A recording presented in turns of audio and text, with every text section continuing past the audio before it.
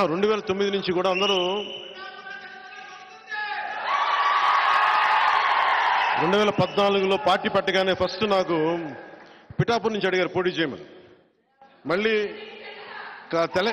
తెలంగాణలో అడిగారు పోటీ చేయమని. మళ్ళీ పిఠాపురం నుంచి వచ్చింది, 2 చోట్ల నుంచి వచ్చింది ముందుగా. కానీ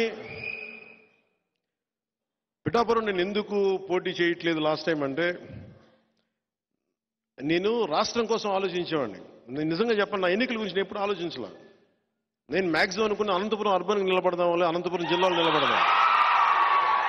అందుకు 2015లో పార్టీ ఆఫీస్ అక్కడి నుంచే ప్రారంభించాను, మంగళగిరి నుంచి ప్రారంభించాలి, అక్కడి నుంచి ప్రారంభించాను, అనంతపురం నుంచి. కానీ దాన్ని ఇప్పుడు నేను ఒక బాధ్యతను మోస్తున్నప్పుడు, నేను ఒక బాధ్యత ఇచ్చినప్పుడు దాన్ని మోసుకెళ్లే వ్యక్తుల సమూహం లేదు నాకు అక్కడ. అందుకని వదిలేయాల్సి వచ్చింది. తిరుపతి ఆల్రెడీ ఇచ్చేసి ఇంక మనం ఎన్నిసార్లు చెప్పాలి. ఇప్పుడు ఇదేంటంటే జనసేన పవన్ కళ్యాణ్ పిఠాపురం నుంచి పోటీ చేస్తారు.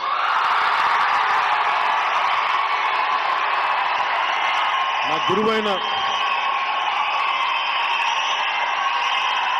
గురువు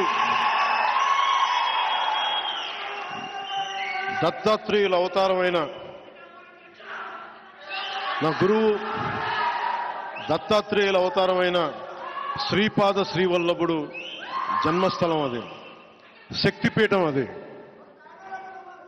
అక్కడి నుంచి పోటీ చేస్తాం.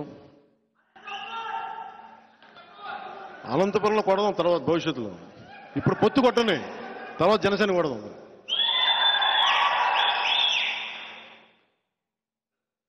ఎంపీగా పోటీ చేయాలా లేదా అనేది కొద్ది రోజుల్లో అంటే నాకేం అదే ఇవన్నీ ఎస్లు ఉన్నాయి, నోలు ఉన్నాయి. అది ఎట్లాగనేది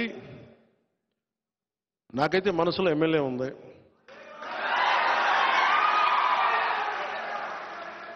అందుకని నేను దాని మీద ఏం వ్యాఖ్యానించట్లేదు.